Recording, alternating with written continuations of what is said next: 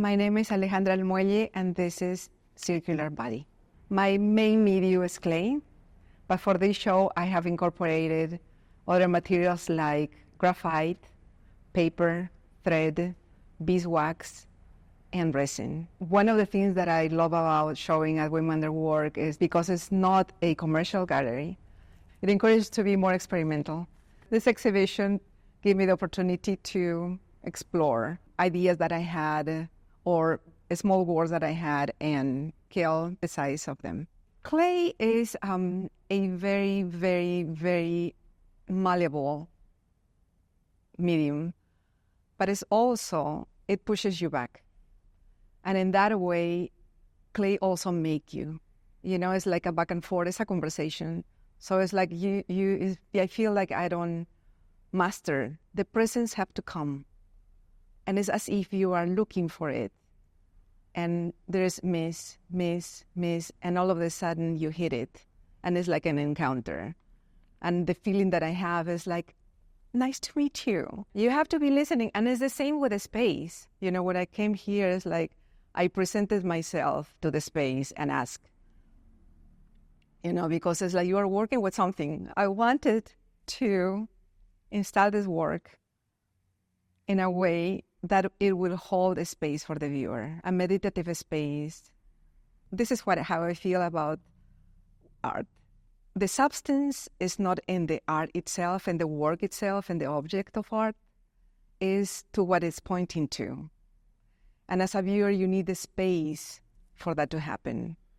So I wanted to create a space where you don't have an overload of a stimulus, where you can be with the work with intention that would looking outward, you turn the gaze and look inward. Like this motion, like water, you know, but more solid, that comes, is like this flow.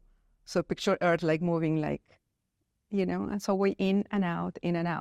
It's a cycle. So I think that learning to work with uncertainty is pretty cool, to feel comfortable in the uncertainty. Body of uncertainty is that, you know, we are here, we don't know exactly why we create stories and meanings, but in reality, we don't know. Soul represents power, economical power. Soon is going to be water. And we are in this reality where you have to deal with powers, economical powers, and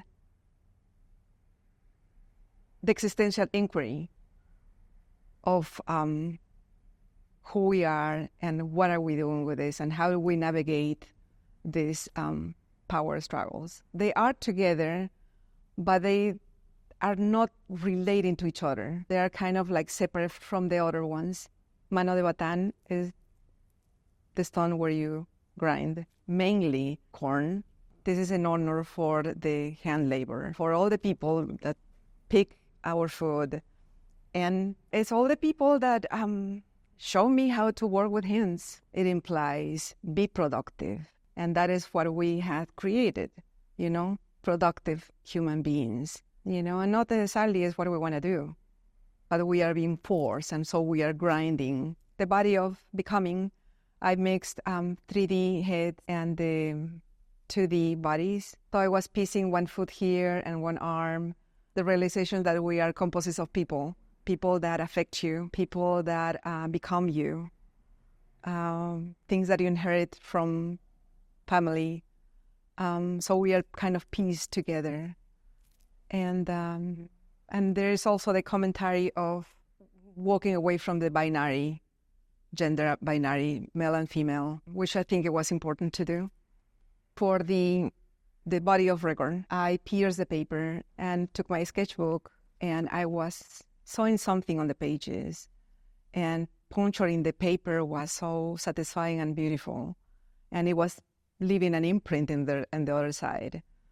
So I wanted to make a big drawing because I was drawing and putting the lines together, you know, joining, and it was really beautiful, but it didn't convey to the size. So I left it really simple, which is really awesome. It kind of, the size gives you another energy. So you need to simplify certain things. So basically, the stars are holes where the light comes through, and the other side is white, and it has the black pencil marks as when you leave your camera open and it pictures the sky and the motion, the rotation gives these imprints that are in circles. There are 122 boomerangs. The ideas that I have about how to make it changed while I was making it. And this whole thing, challenged my ideas. You can see it in your mind. And in my mind, there is no gravity. So it plays differently. And one of the big surprises of this piece, I knocked it, and the whole thing moved. And it moved in a way that it seems like it's breathing and it has life on itself.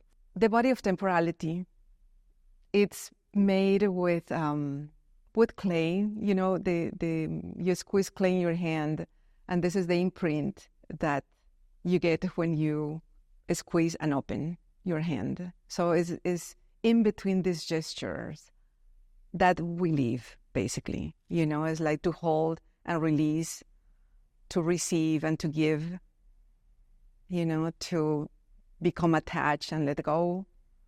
I think that we are doing through our lives and that is made out of clay and graphite. And I think the graphite by itself, I like the language that every material has naturally, Graphite has been, basically, is all this organic material and beings that were there for, millennia. So that one is a body of time. I was in the studio working for the show, and time was flying. And I would look at my phone, it's 3 p.m., and all of a sudden, 5 minutes later, it's 4 p.m., and it was consistently for so many days that I didn't feel grounded. So instantly, I went to the patio, put a sundial, and I will go with pebbles, mark the shadows. And for some reason, time slowed down, and I felt grounded. And there is something about the curve of time, and see that line drawn on the patio with the pebbles that gives me the sense of connection with everything. So I am not in colonial time, I am in visual and tangible and earthy time, So it was magically, time slowed down, and I was grounded. So that piece is, I have this curve of the sun, the gold and the silver for the moon. Previous body, I made that piece after my mother died, and I wanted to do something for her, but I didn't know what. So I thought hips and the space that the hips hold, this cavity inside the body. And I felt very uneasy about it. And it's not until I put two hips together, but they are not facing each other. So it's basically two pairs of hips back to back, like they are holding their back. And in between is the ball to hold life. So I finish it for the show with gold leaf. And it seems very ceremonial, it's like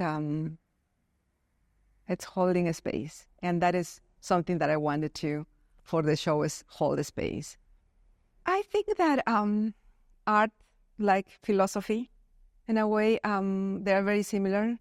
Art asks questions, and by working through, a series of work, or we try to answer something, but it's more like an answer is an open question. It's never an answer, because those answers are just approximations of ideas that we are, exploring.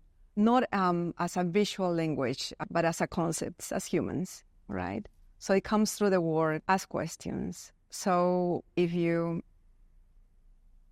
see the work and see through it, and instead of seeing at the work, see through it,